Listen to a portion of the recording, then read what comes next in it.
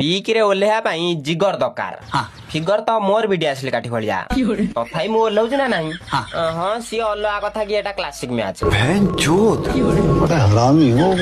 ହାରାମି ତ ମୁଁ ଛୋଟ ବେଳୁ ଇରେ ଇରେ ମିସ୍ ମିଳିବ କି ଗୋଟେ କିସ୍।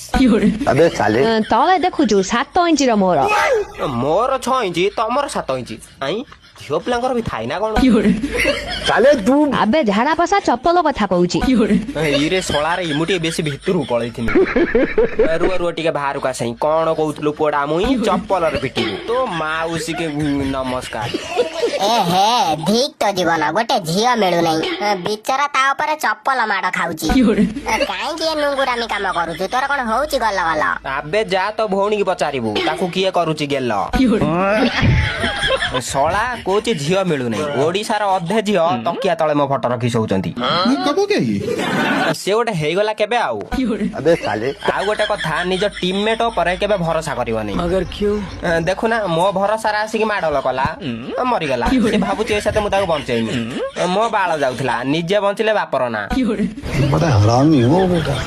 ସେ କଥା ଜମା କୁହନା ହାରାମି ମୁଁ ଛୋଟ ବେଳୁ।